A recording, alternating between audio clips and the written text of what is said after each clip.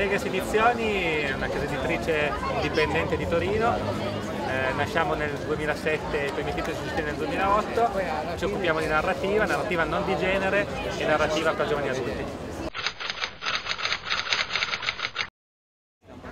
Alla corte del Re Cremisi, l'ultimo nato in casa Las Vegas, una storia trucissima di Elia Gonella, che sarebbe il nostro vecchio Héctor Luis Belial, che si firma sia con lo pseudonimo che con il suo nome vero.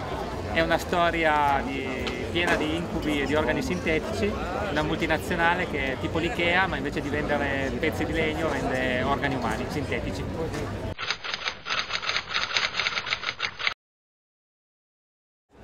Ciao amici di Las Vegas, ciao!